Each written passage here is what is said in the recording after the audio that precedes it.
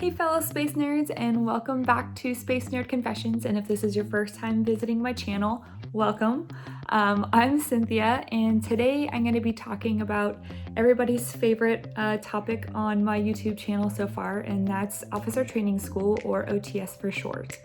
So I've been getting a lot of questions in regards to the OTS application, more specifically talking about the documents required or formatting and this or that. So today I'm going to break down the OTS application, kind of briefly go over each document and kind of talk about the formatting, since the guide kind of could be a little bit vague when filling out these forms. And I hope this helps, and stay tuned. All right, first thing, you need to make sure that when you are putting together an OTS application, that you have the most up-to-date and newest version of the OTS application guide.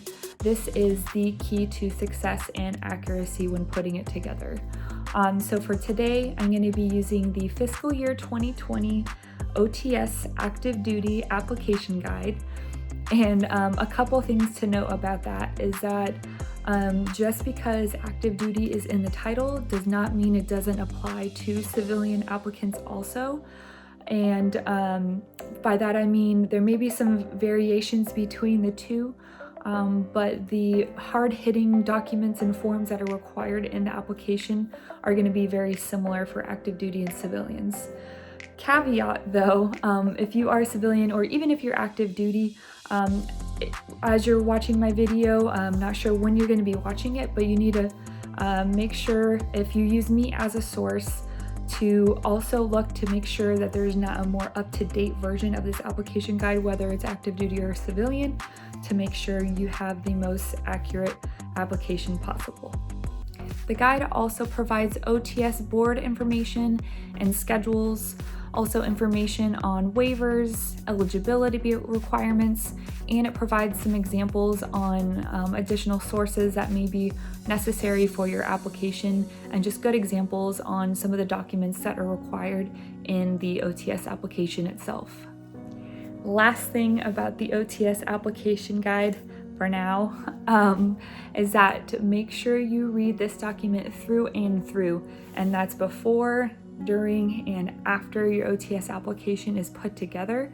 By doing this, you make sure you meet the eligibility requirements, also that your application is free from error, and then lastly, most importantly, you have all the documentation required for the application. All right, here we go. If you want to follow along, I'm going to be referencing the table 2.1 from the OTS application guide, and kind of going one item at a time for each document that's required. And I'm going to say this again, whenever we're complete with this video, just make sure that you reference the newest application guide to make sure you have everything. Sometimes they take out documents, or sometimes they add documents, or sometimes they want you to fill it out differently when they do the updates to the versions. So if you want to follow along, I will start off with the first item on the list. All right, so for the first requirement today, I'm going to be talking about the applicant profile. And obviously for the application guide, make sure to follow all the formatting, even the little yellow boxes that are on the OTS application guide. Something as little as a formatting issue can lead to your application getting tossed in the early stages, so we want to avoid that as much as possible. So on the applicant profile, there is an academic education section, and for those that have multiple degrees or that have completed their bachelor's and are working on a master's and have a GPA, so they have a couple classes under their belt, they are welcome to put that master's on the education portion, and it shows that you are continuing your education and that you're motivated to learn.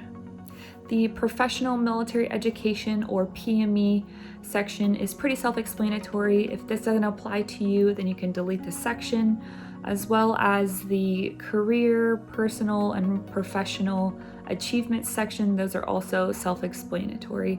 Make sure to put a little something in each section. All right, and for the work experience section, this is where it can be a little bit difficult for people because this is the section where you need to brag about yourself. And for some people, that may be difficult. So whether you've had leadership experience or you're like a go-to at your job, whether you're military or not, such as a SME, subject matter expert, this is where the board really is looking to see if you go above and beyond in your day-to-day duties and seeing if you're a self-motivator.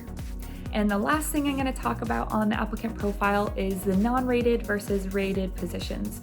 So what I'm going to tell you now is make sure to do your research.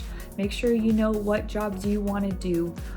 So for my application, I put 3 non-rated positions, and for each position, I was equally interested. Well, okay, maybe I wanted space more than cyberspace and intel, but I had an interest in all 3 fields.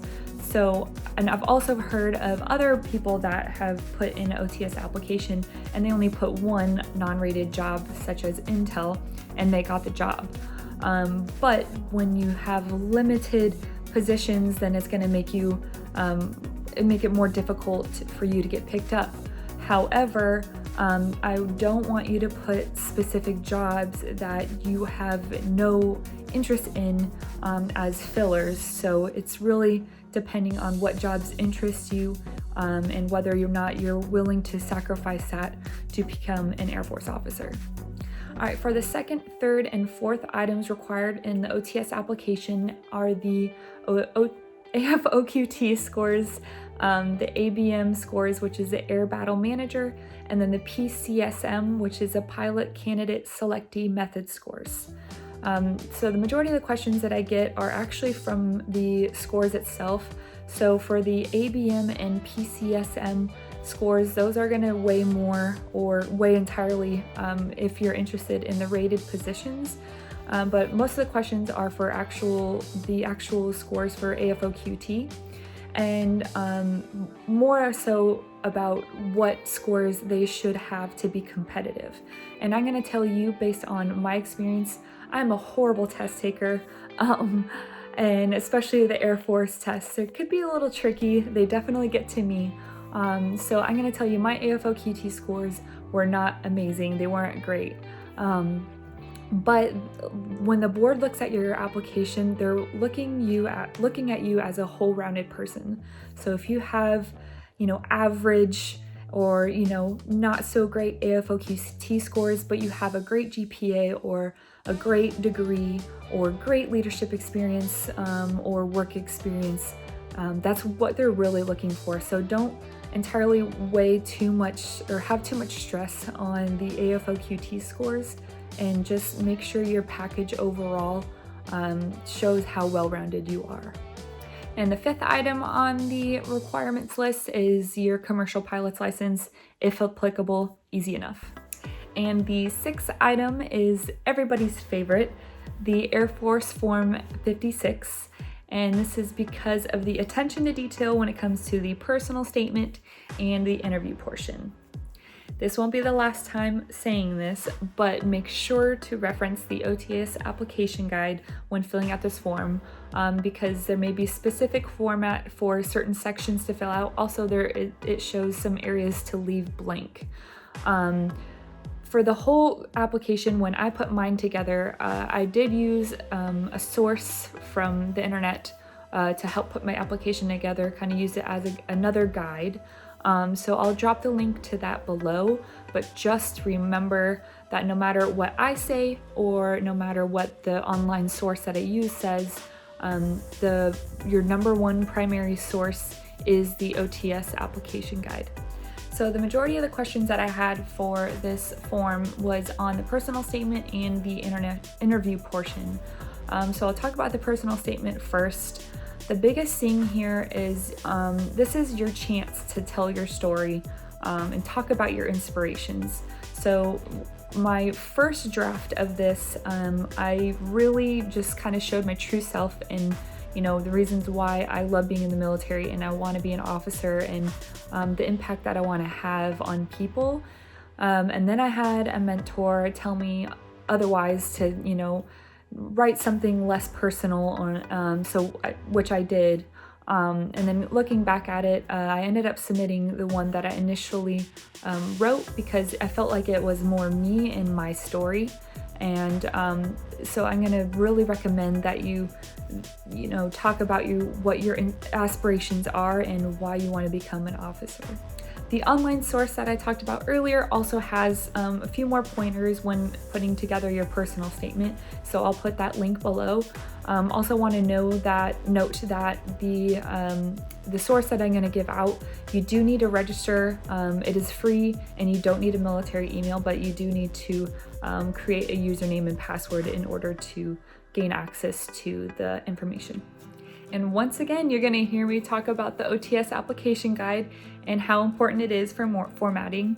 So when I'm talking about the interview portion, make sure to reference that guide because it talks about the specific bullet format that you need to use and what categories of bullets you need and how many, and then also a push line bullet and what that means.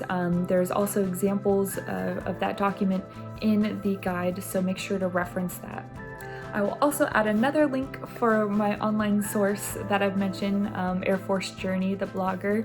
I'll add that to my list of links below. And also for those that are not familiar with bullet writing, it's very unique, but I will also post a link below where you can kind of do like a search for different types of bullets and try to get an idea of what bullets are. And for those that are military, typically what happened with my application is that I wrote my bullets myself, and then my leadership at each level reviewed it and tweaked it a little bit. Plus with that is that you get more experience with writing bullets. The 7th item required for the OTS application are letter of recommendations, or LORs. And for the military, they only accept 1, and for civilian, they accept up to 5. So what's important here is, especially for the military side, make sure your commander or whoever you choose to write your letter of recommendation writes it themselves. I know that sounds tricky, but it's very common for them to do so.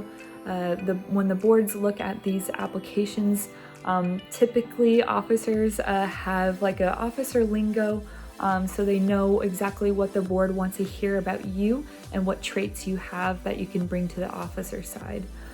If that's not possible, that's okay. Just make sure you have your supervisor or some good mentors to help write it up for you and get it through a couple people's eyes to make sure it's good and sharp, and that way it's ready to be signed by someone in your chain of command. For more information on the letter of recommendations, refer to Chapter 8 of the OTS application guide that I provided in the link below. And also I provided an additional link from my favorite online source with more information and advice on the letter of recommendations and more examples that you can refer to. The 8th item requires the 5 most recent EPRs, which is self-explanatory. The 9th item is talking about a couple questionnaires that are going to be attached to the OTS application guide, so make sure to check whatever boxes apply to you and sign the document, and that is all. The 10th item required is your official college transcripts, and if you're not done with your degree, that's okay, since you can apply up to a year out from graduating. Just put your most up-to-date college transcript in your application. In continuation from item 10, the 11th item that was required for the application is the verification of graduation. So for those that didn't complete their degree quite yet, you need to fill out this document and make a list of all the classes that you have left and when you plan on taking them. And this needs to be signed and certified by your university. So keep that in mind when your application due date.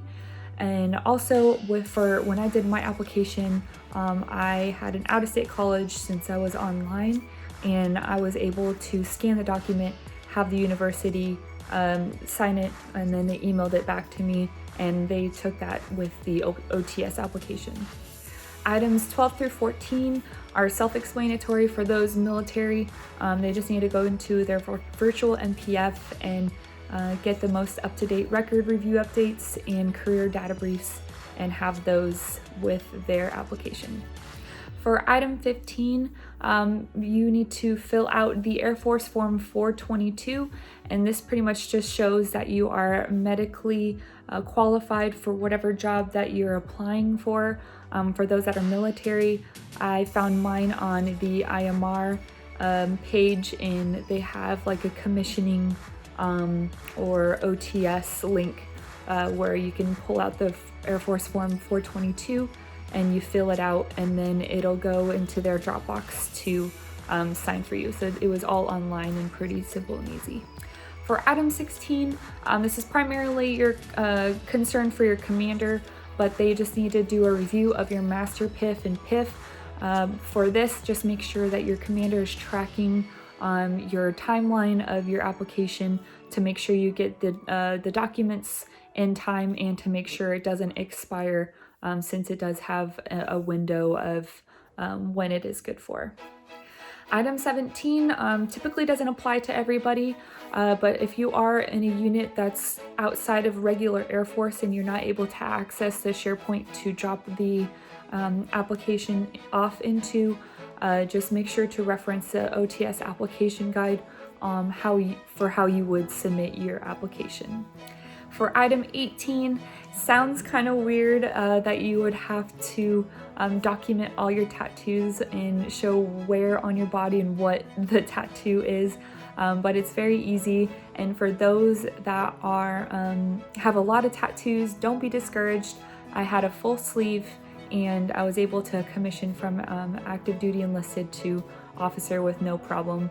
Mainly here, they're just making sure that you don't have any tattoos that violate the current dress and regulations, which is majorly tattoos from the neck up and on your hands, or of course any tattoos that resemble violence or drugs or racial or etc. If you want any more information, I'll drop a link below of the Air Force dress and regulation AFI. And lastly, items 19 through 23 are pretty self-explanatory, so you shouldn't have any issues there. All right, last note, and I told you that this wouldn't be the last time I said it, but for every item from 1 to 23, make sure you reference the OTS application guide and make sure it's most up to date. When I was creating my OTS application, I was creating it off of one version off. Luckily, I had a peer co-worker that was also putting their package together, and he caught it and helped me, so I could not lay the importance down on that. And like I said, read it before, during, and after, because all they look for is accuracy. And if you're missing one formatting issue, it just gives them a reason to toss it out. So I don't want that to happen to you. Well, that was a lot of information, but don't be overwhelmed. It will come together. Like I said in my previous OTS videos, don't give up after 1 or 2 tries. Keep pushing yourself and and reach for your goals and dreams. Don't let anybody else tell you otherwise. As always, it was a pleasure to be working with you guys. If you have any other questions about the OTS application guide or anything about Air Force programs or anything about the Space Force, please drop below. And I look forward to seeing what you guys have for me. Please subscribe, and I will see you next time. Thank you for watching. Bye.